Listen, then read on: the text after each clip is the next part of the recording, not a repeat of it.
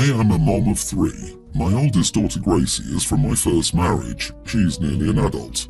I have Milo, a tween, and Lyric, a pre-tween with my current husband. My ex-husband and I separated days after Gracie's first birthday because he told me he wanted to see other women and wanted me to wait for him. I did not, and I filed for divorce. He always remained part of Gracie's life, but he made it clear he only wanted me when it suited him. After the divorce, I met my current husband. Gracie was 4 before she was introduced to him. Her dad was angry when I found someone else. He hated my husband and Gracie always knew it. I went through the courts when my ex wouldn't stop bad-mouthing my husband to Gracie and didn't leave her out of our adult issues. The courts were not helpful at all and sent us to co-parenting classes. Gracie was hesitant with my husband. She adored her dad and didn't want him to feel hurt. This is something she told a therapist when she was young. Then, when she was 8, her dad died, and it feels like there was no way my husband could be anything to her ever since then. We never expected him to be her dad, but to be someone she trusts and cares about. Gracie holds him at arm's length and doesn't treat him like a family member. She doesn't include him like she does the extended family. An example was last March. She was spotlighted in her art club. She sent a group chat message to me, both sets of grandparents, and her uncles and aunts, but did not include my husband. I mentioned it to my husband when I got home, and she'd made it home before me and still hadn't told him. So I brought it up to her and she said he wasn't on the need-to-know list for her. It hurts my husband and I've tried to facilitate their relationship to be more, but I don't think it was enough. A couple of days ago, Gracie was saying she needed help with some engineering questions, and she wanted to go over to my brother-in-law's sister's husband's brother's house to ask him some questions. I asked her why she had to go to all that trouble when my husband could have answered the questions for her. She said it made more sense to her to ask her uncle's brother. This was when I told her I didn't like how she does that, how she treats my husband like he's not there, like he's not part of the family. I told her we never ever asked her to replace her dad or to consider them the same, but she excludes him and keeps him out, and he's only ever been kind to her. I told her it was something I would like her to work on. She got mad and told me I chose to marry him, she didn't choose to have him in her life. She also said it wasn't my business what their relationship was like. I told her I'm her mom and I love her, and I'm his wife and I love him, and I just want them to get along. She's still angry at me and I'm trying to figure out if I did the wrong thing here. Am I the idiot? Not the idiot for what you said to her. Sadly, your ex may have completely poisoned Gracie's mind when she was very young, to where she's turned into this hateful teen towards your husband. I don't know if there will ever be a recovery from this, and shame on the courts as well. I'm sorry you have to be stuck in the middle of this. I'd say your now deceased ex is the true idiot. Everyone's the idiot here. Often when a parent tries to steer their child towards something, the child will go in the other direction. As hard as it might be, I think the subject should be dropped and accept Gracie where she's at. Maybe in time, without the pressure, she will develop the love and respect for the role her stepfather has provided. We can't change how others behave, just how we react to their behavior. This is exactly what I was thinking, especially since Dad is gone. I think that would make it seem more of a betrayal to her. Also, he died when she was at the age where Dad was the hero. He didn't live long enough for her to start seeing the flaws. This might not be fixable. Your daughter is a victim of your ex's manipulation and may benefit from therapy to unpick this if she's not already receiving some. But she's almost an adult and old enough to know when she's being deliberately exclusionary and hurtful, and that's a bullying tactic. She's old enough to know and to do better. Does Gracie know the full story of why her dad left? It may be helpful to explain that to her. She doesn't know. I had her in therapy for years, regular and grief therapy, but I never brought up my relationship issues with her dad. It never felt right to do that, even if he was an idiot to me. Then it might be time to tell her. She has this falsified image in her head that her dad was a perfect little angel that you dumped for another man. You will be the idiot to both her and yourself if you continue to withhold her truth. She needs to know that her dad lied to her while growing up. Disagree, the dad is dead. Trying to prove he wasn't a good person may result in her distancing herself from OP too, especially since it will look like a tactic to make her like her current husband. Clearly, the daughter wants to make it clear that the husband isn't family to her. Dad isn't here to defend himself, so this may seem like a malicious attack on his memory. Let her keep fond memories of her dad. Last night we planned on meeting for Mexican food to celebrate a friend's birthday. I was the first to arrive, 15 minutes early. I collected our reservation and was sat. I ordered my drink and just chips and salsa while I waited. Maybe 10 minutes later, the server, who was staggeringly good looking as an aside, brought over a plate of nachos. I told him I didn't order them and he said, "Your friend Andrea called and said she was running very late and wanted you to get started." I said cool. I started snacking. Pretty soon, this massive text wall started about how everyone was running late, at least an hour. I told everyone I was okay and was happy to wait since I was enjoying chatting with the server and getting up the nerve to ask him if he had a girlfriend. I continued to snack on the nachos. After an hour, people started to show up and the nachos were gone. Andrea got there last and asked what had happened to the nachos. I very casually said I ate them. She looked at me in shock and said, "Those were for the table, they were $35. I said I was sorry, but they were getting cold and I was the only one there, and I said thank you and I would pay for them.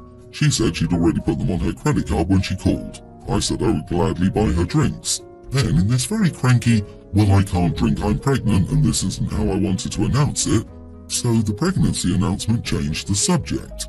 When it came time to order, I said I was stuffed and didn't want an entree. Andrea got really upset again and said she wasn't going to sit here and take this and got up and walked out. I was in shock because I felt like even though I shouldn't have eaten the nachos, I did try to make up for it. Andrea went on a tirade in the text while the rest of us were trying to eat. The consensus at the table was that she wasn't feeling good and that I should just ignore her, so I did. I've tossed and turned over this all night because I made my friend mad. Was I the idiot? Not the idiot. An hour is a long time to wait when you're hungry, and who would have wanted to eat cold nachos anyway? You were on time and everyone else was late, including the woman who organised the whole thing. Most other people would have left after the first 30 minutes and you didn't waste $35 worth of food. I hope you got the waiter's number. No, don't hit on service people, they're just trying to do their jobs. And honestly, it's disgusting that people are cheering this on just because the server is male, when hitting on female servers is considered harassment. Anyway, Andrea's pregnancy is no excuse for her behaviour. Imagine making someone wait an hour in a restaurant alone and then getting mad at them. For context, it was not my intention, but it was how it played out. My brother-in-law, husband's brother, was away for college for 4 years and ended up eloping with a woman he'd known for 7 months.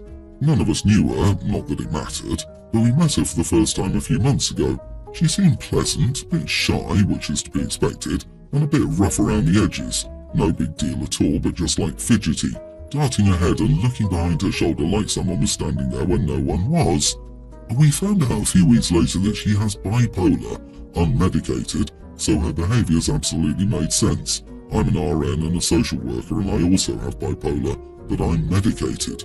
On Saturday, mother-in-law invited the whole family down for dinner, and brother-in-law and his new wife, Hannah, showed up, and we got to chat at the dinner table about her diagnosis.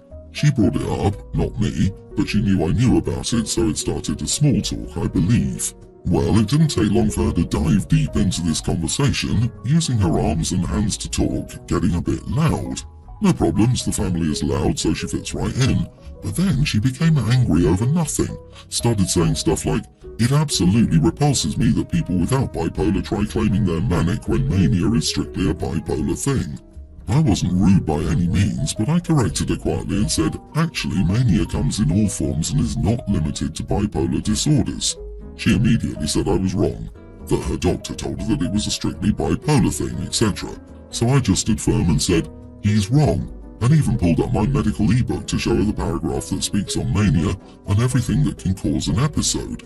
She refused to read it, so I just turned to my husband, who wasn't paying attention to us, and said, "Honey, you're a doctor. What causes manic episodes?" He started listing off multiple things. Well, Hannah was angry. She immediately said we were just trying to one-up her and that she knew what she was talking about. My husband immediately said, "Obviously not if you're going to sit here, argue and gatekeep symptoms of illnesses against 2 medical professionals." He then turned and walked off, leaving us at the table with both brothers-in-law, sister-in-law and mother-in-law looking on. Hannah then started crying, saying I embarrassed her on purpose for no good reason other than my pride, and stormed out of the room after screaming for everyone to stop staring at her. Brother-in-law is telling me I should have just shut my mouth and storms after her. I'm really confused if I'm the idiot here. Not the idiot. Hannah's diagnosis does not give her a license to rearrange reality as she sees fit, and she brought up the topic in the first place. I hate it when I'm having what I think is a strictly academic discussion with someone and they start taking it personally. She embarrassed herself. Your husband is absolutely right. She's gatekeeping her illness. I don't know where you should proceed from here, but going forward I would go low contact. If her whole family is with her on this, it'll constantly be brought up that this argument happened. I'd save myself the headache. Disagree. OP's the idiot. You're a medical professional. You know she isn't medicated. While we are responsible for our behaviour, even when managing mental illness, you could see her becoming agitated, and you helped escalate. Not yelling doesn't mean you didn't help escalate. You had the option of shutting down the conversation. Instead, you chose to fight because you were right and even brought in a third party. But what was the point? With all your knowledge and experience, did you truly believe she would say, "Oh, my mistake"? Agree with this. If you correct someone who is clearly agitated using, "Well, actually," you know that's just going to stir the pot. It would have been polite and emotionally intelligent to change the topic. It's not like she offended you or stated something about you. OP corrected her, but she disagreed. End of story. My teen female parents are going out of the country for a week to attend their best friend's wedding. Because of this, my brother, 1 year older, and I will stay home alone. My mom usually cooks all our meals, so since she'll be away, she's asked me to take over. For some background, my mom forced me to learn to cook when I was 11. When I asked why my brother didn't have to learn too, she said she offered to teach him, but he refused. I also refused, but she made me anyways, and though I was angry at the time, I'm grateful I have this skill. When she asked me, I told her my brother and I should split the cooking in half for the week. My brother protested, saying he didn't know how to make anything, and my mother agreed with him. I told him it was his fault for not learning how, and that I would only do all the cooking if I could get paid for it. My mom said she wouldn't be doing that since we're family, and family does stuff for each other. And I said if that's the case, then I'll only be making meals for myself. My dad then got involved and told me I was causing unnecessary issues.